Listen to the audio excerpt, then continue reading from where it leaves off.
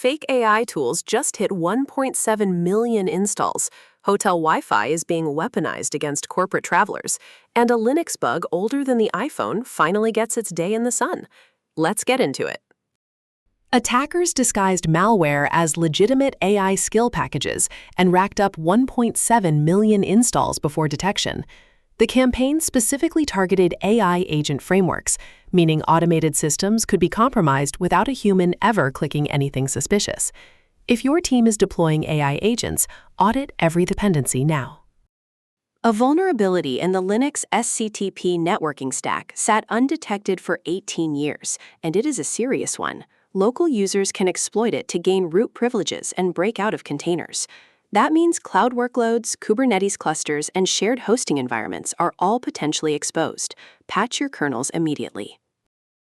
Critical vulnerabilities in TP-Link OMADA's zero-touch provisioning process could allow attackers to silently take over devices during initial setup, before an admin even logs in. Zero-touch provisioning is supposed to make deployments easier, not hand attackers the keys. If you run OMADA gear, check for firmware updates today. CISA added another vulnerability to its known exploited vulnerabilities catalog, signaling active in-the-wild exploitation is already underway. Federal agencies are required to patch on a deadline, and private organizations should treat this list as a priority queue.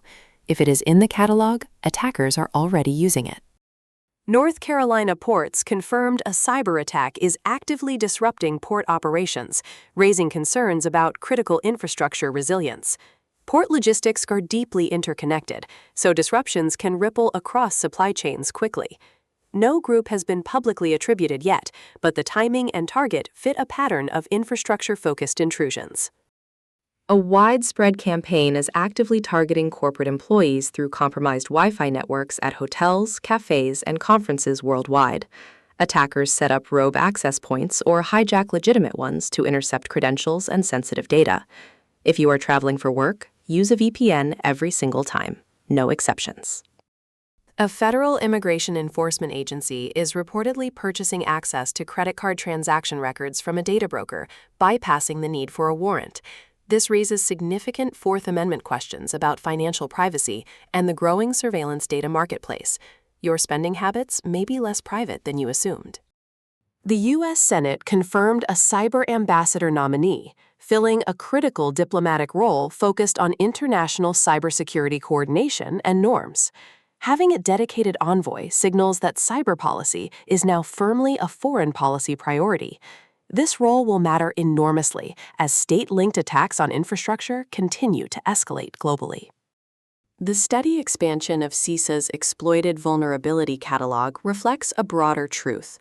Attackers are operationalizing new vulnerabilities faster than most organizations can patch them. Prioritization frameworks like KEV exist precisely because you cannot patch everything at once. Focus your team on what is actively being weaponized in the wild. Between the North Carolina ports attack, surging hotel Wi-Fi compromises, and state-linked intrusion campaigns, critical infrastructure is clearly in the crosshairs right now. Organizations running operational technology or public-facing services need to treat their threat level as elevated. Defense in depth is not optional. It is the baseline. That is your daily cyber briefing.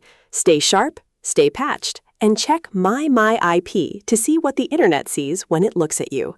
Subscribe so you never miss an episode.